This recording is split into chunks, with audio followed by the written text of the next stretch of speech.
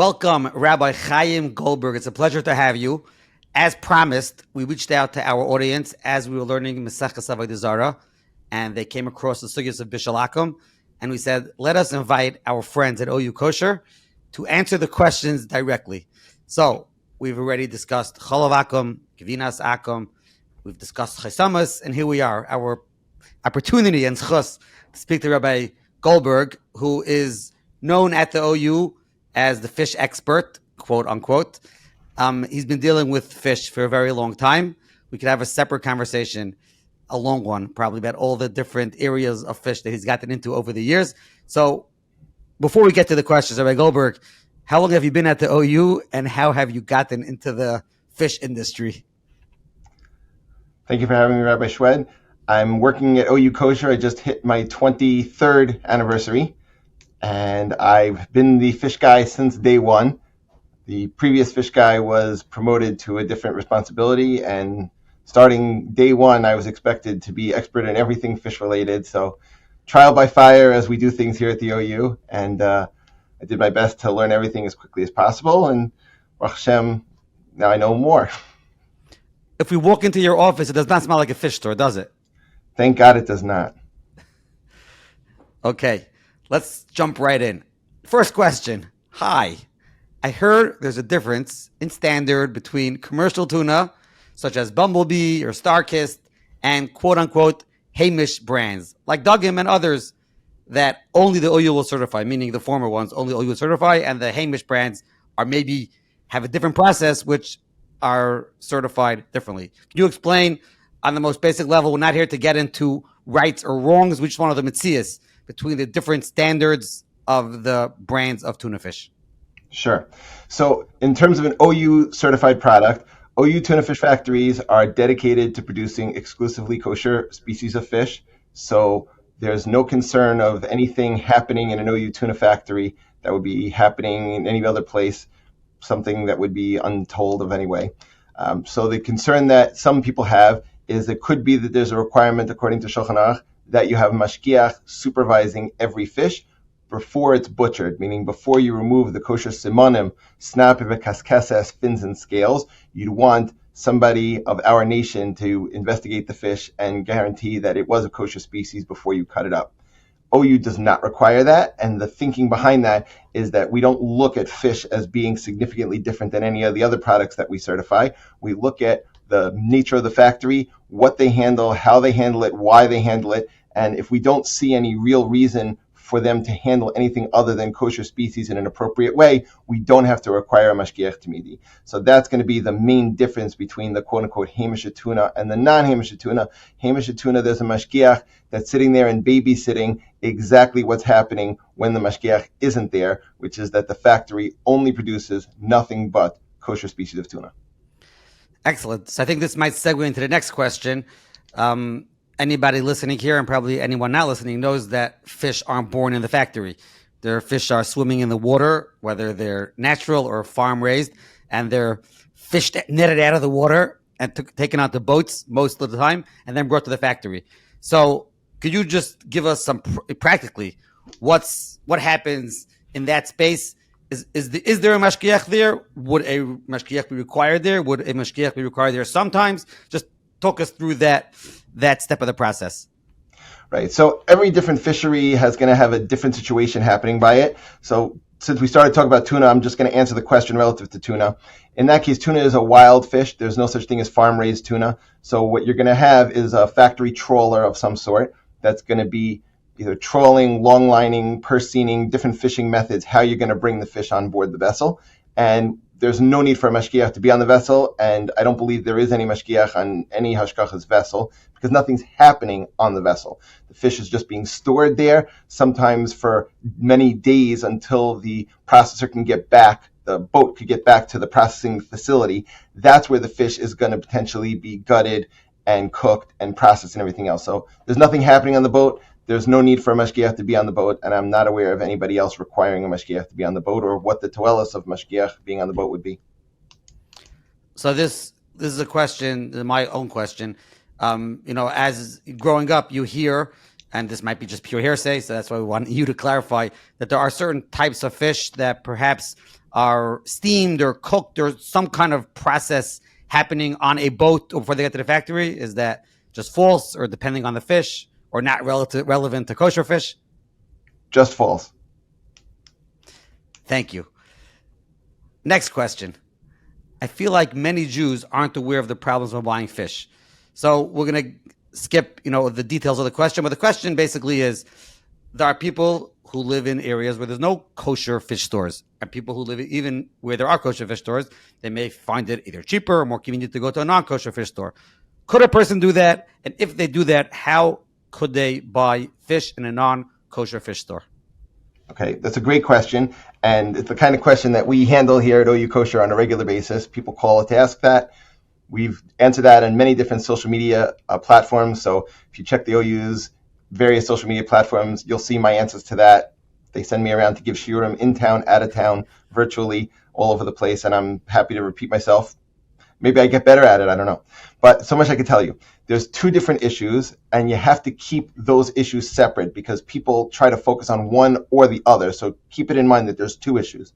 First issue is guaranteeing that the fish that you're dealing with is a kosher fish. Now, how are you going to do that? You're going to have to check that fish for the presence of scales that can be removed without ripping the skin.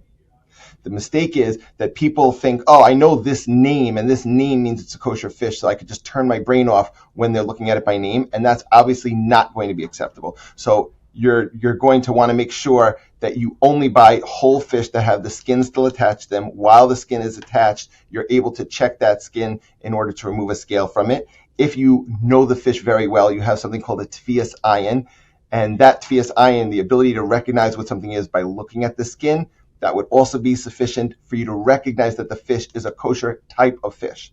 That's only step one. You also have to consider step two, which is maintaining the kosher status of the fish from the time you identified it till the time they're handing it to you. And that means thinking about all the different things that it may be touching that are going to put non-kosher schmutz on your fish. Specifically, the knife, the board, the gloves, all the other fish that are in the same refrigerated case that it might have been touching. The worker before who loaded the fish into that case, what was he touching? So you have to keep all of that in mind and figure out how do you have to deal with that.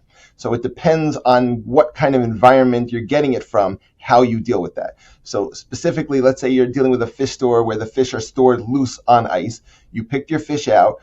The person who's selling it to you showed you the fish. You're clearly able to see that it's a scale on fish, it's kosher fish. No problem.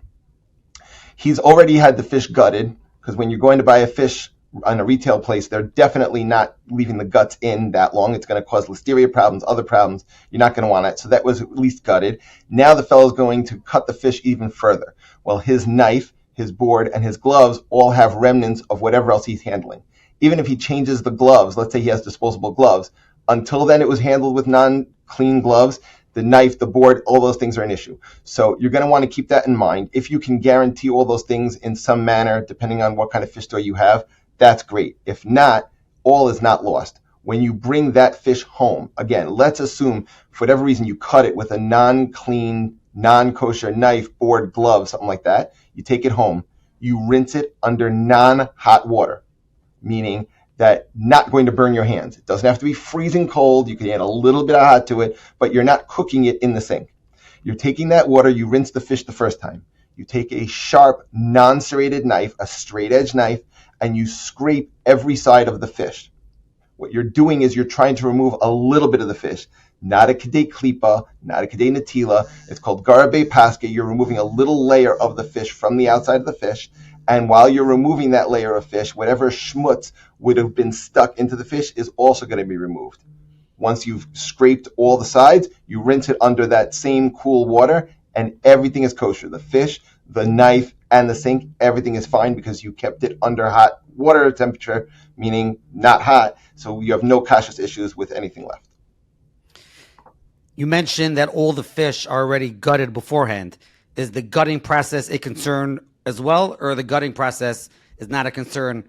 Meaning, even if you assured that after you picked out your fish, that it's a kosher fish, and you assured that everything was clean and everything else, is there a concern that the gutting process beforehand was done with non-kosher instruments and may have put non-kosher schmutz onto the inside of the fish? Exactly. in the first cut, even if you take the fish home with its scales and skin and everything else still attached to it, they've at least gutted the fish. So at the very least, you're going to have to rinse, scrape, and rinse the gut cavity where the fish was cut open. But yeah, you always have to keep that in mind. That's a potential issue.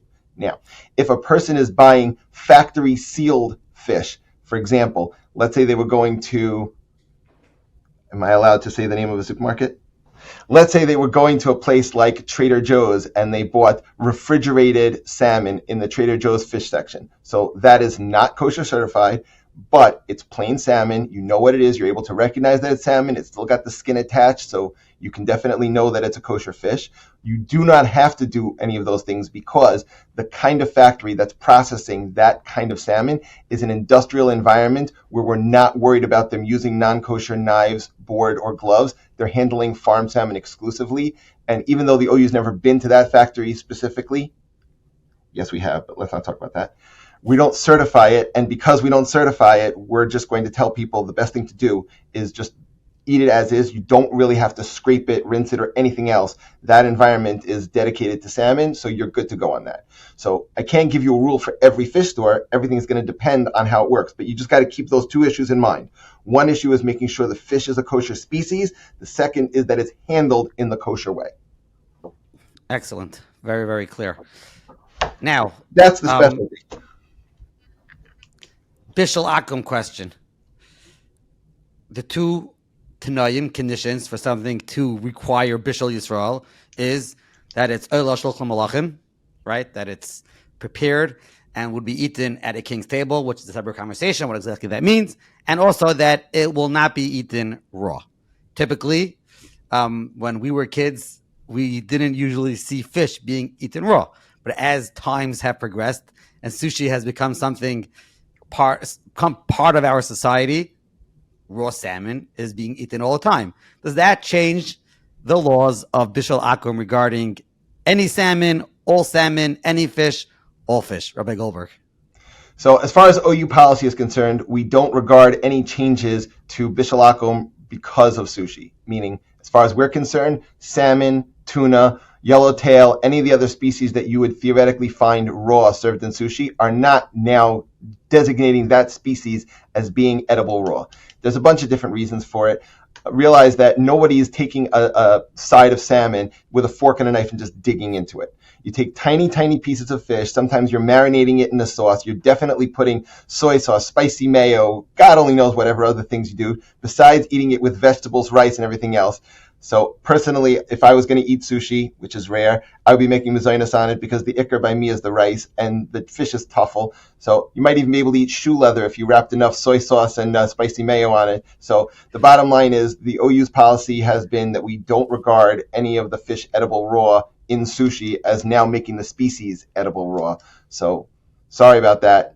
Make sure that you have a Jewish person cooking your fish for you and then you're good to go. You probably want a Jewish person cooking your sushi anyway because of the other issues that may arise. Right. For that, you got to come to a full fish presentation. Yes, okay, which Rabbi Goldberg mentioned. There's a lot of information on fish on the OU's website, OU social media.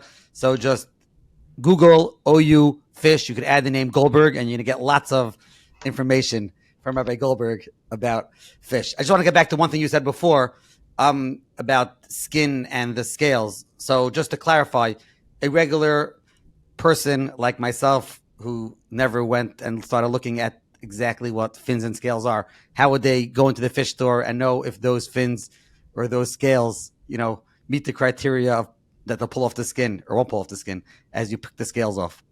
Yeah. So the funny thing, a lot of times when I'll open up a fish presentation, I'll ask people how many people here think that they would be qualified to shecht an animal right where we are. And of course, people are not. So how many people would want to write their own tefillin or even tie their own tzitzis without a Rebbe showing them how to do it? And pretty much not. I said, okay, by the end of today, every single person here will know very clearly how to check a fish that it's kosher. Whenever somebody tells me they're nervous about it, I tell them, you can't be that much dumber than the 5-year-old girls that I taught it to. I even had a song for them to remember. And if you want, I'll teach you the song too. But the bottom line is, it's not hard to learn. It's a one-time thing. Somebody shows you what it's supposed to look like. Basically, a scale is going to look like a fingernail, and when you try to pull it out of the skin, it's going to pop. If it doesn't pop, you're probably doing it wrong. So you can definitely ask the fellow behind the counter if he could scale it for you. And if he takes a scaler and he rubs it against the fish and you see stuff flying in every direction, it's a kosher fish. Okay, and now to wrap things up. There's a fish called a swordfish. If we had YouTube videos, we could show them swimming. Swordfish has been a topic of conversation amongst paiskim, scientists, and anyone else who wants to weigh in about its kashrus status. Rabbi Goldberg, are swordfish unkosher? Are they kosher, unkosher, or somewhere in between? So the story is as follows. As a matter of policy, the OU does not consider swordfish a kosher fish. That's not because we have independent knowledge that it's definitely not a kosher fish. Rather, there's a few logistics reasons why practically you can't eat swordfish today. For those people that are not familiar with it, swordfish apparently have scales when they're in their juvenile stages, and those scales are absorbed into the flesh later on in life. According to halacha, that would be perfectly fine. There's just one problem. That's only good in theory. In practice, when I have a piece of fish in front of me, I need to be able to know that that fish is kosher. There's two accepted methods of doing that. One is by removing a scale from the sample of fish that I'm given, seeing that it comes out without ripping the skin and knowing that it's kosher. Or two is with tefiyas ayin, like we mentioned earlier, the ability to recognize the species as a species that we know to be kosher by looking at the skin. That's not currently available on swordfish that's available for commercial purchase, because commercial swordfish are not babies, they're fully developed adults, and the scales, even if they're present, are totally embedded in the skin. And nobody in any community that I'm aware of, at least amongst Orthodox Jewry, can claim to have any tradition that we've always eaten this swordfish and treated it as a kosher fish, so therefore we can rely on that. So while we have had instances where someone was able to look at a juvenile swordfish and see that it was kosher, Rav Schechter confirmed we have no right to rely on one fish that was identified to us as having been a swordfish to now pass it on the species. And I myself had an incident with Rav Schechter, that Rav Schechter and I had a meeting together with Rabbi Bistresser, who's also a fish fellow here at the OU, and we bought a swordfish steak from Trader Joe's with skin on, and brought it to Rav Schechter to see what he would say about it, because he had famously told people that he had seen a baby swordfish and it was kosher. And some of his Talmidim were quoting his name that he said practically you could eat swordfish. So I brought him a swordfish and I asked him what did he think about it. And he said, well, can you take the scales off it? And I said, you cannot. He said, so what are we supposed to do with it? I said, this is the swordfish. So he reminded me of the story, which is a very good story. Rav Schechter tells it better than I could, so you'll ask him if you want to hear it. It was a great story about how he had got this baby swordfish on his table and checked it, and it was definitely kosher. And I said, people hear you say the story, and they believe they can purchase adult swordfish. He said, of course not. You don't have a tefiyas ayin on it, and you can't check it for scales, so why can you do that? So the bottom line is, I can confirm that this is not a machlokus between Chaim Goldberg and Rav Schechter. Rav Schechter very much said it in front of witnesses that we do not endorse the idea of people practically eating swordfish. And it's not because the fish is intrinsically not kosher, it's because there's no way for us to know for a fact that it is kosher. Incredible. So we've kept this under 20 minutes. Thank you, Rabbi Goldberg. If you have anything else interesting, exciting that's on your table or in your closet, fish-related, that you want to share before we sign off? So some people have asked, every so often I get this as a phone call, they want to know how the OU makes smoked salmon bishul Yisrael. And my answer to that is we don't need it, and there's nobody who argues. I said, what do you mean? I'm makbid on bishul Yisrael. They said, I hear you. And when you go to the produce store, do you ask if the apples are bishul Yisrael? And the fellow says, no, but the apples are raw. And I say, and so is the smoked salmon. And the fellow tells me, no. Smoked salmon is cooked. Don't you see it says smoked on the outside of the label? So depending on how sarcastic I'm feeling, which is usually very, I'll make some kind of very dramatic response to that. Oh, I didn't even see the word smoked at the front of the label. Oh, thanks for bringing it to my attention. I'm only here 23 years and now finally somebody set me straight. Anyhow, so what is the story? Why doesn't smoked salmon need bishul Yisrael? The answer is smoked salmon is completely raw. Now, I'm going to prove it to you the way I proved it to the 5-year-olds. You ready? If you've ever eaten cooked salmon, you may have noticed that when you stick a fork into it, it crumbles. I could explain to you why based on the way the protein sets as it cooks. But the bottom line is cooked fish crumbles. And if you're a typical Jew, you've had lox smoked salmon sometime in your life. And when you picked it up to put it on your bagel, you may have noticed that it wiggles the same way that raw fish wiggles. And that's because smoked salmon is raw. The same way that you smell like smoke after you've burnt the chametz and you come back in the house and you have to go quickly take a shower because you smell like smoke, that smoke has attached itself to your skin and your clothing. In a similar manner, that's how the smoke flavor is transferred to smoked salmon. Smoked salmon is completely raw. There's no bishul akum concern on it. There's no way to make it bishul Yisrael because it's still raw by the time you got it. That's as opposed to hot smoked salmon or kippered salmon that is cooked. And it also doesn't require bishul Yisrael because in order to make it, you first made cold smoked salmon or lox, and that is already edible raw. So once it was edible raw, somebody cooking it afterwards, even if that person isn't Jewish, did not make it bishul akum. Excellent, excellent. So what you're pointing out to the world is that they've been eating raw fish long before they even tasted. And what's hilarious is only people in New York don't chap that it's raw. I had a maisa when I was with the mashgiach visiting the last smoked salmon factory in Nova Scotia, Canada. Now, people who remember smoked salmon, like the Nova salmon, everybody knows, because it came from Nova Scotia. That was a place where you would get salmon from, potentially originally wild Atlantic salmon, which is not a thing anymore. All your Atlantic salmon today is farmed. But back then, when they had wild salmon, there was smokehouses in Nova Scotia. It was very popular. That's gone completely out of style. Ad kedei kach, that the last OU certified smokehouse, the lady was trying to drum up business. So she was going around to her neighbors and offering them some of her fish. And they were like, but it's raw. She was giving them smoked salmon and they were like, but it's raw. And she's like, yeah, but it's delicious. Try it. And it's like, who eats raw fish? You mean like sushi? And they couldn't wrap their heads around it. And they were like, well, how do you eat it? And she's like, well, in New York, they eat it on bread. And people were like, you're kidding. Why? It's like, for breakfast. And they were floored. They thought New Yorkers were crazy beforehand, but now that they found out that we eat raw fish on bread for breakfast, they're done with us. So, thank you very much, Rabbi Goldberg. Very welcome. Hatzlacha to you.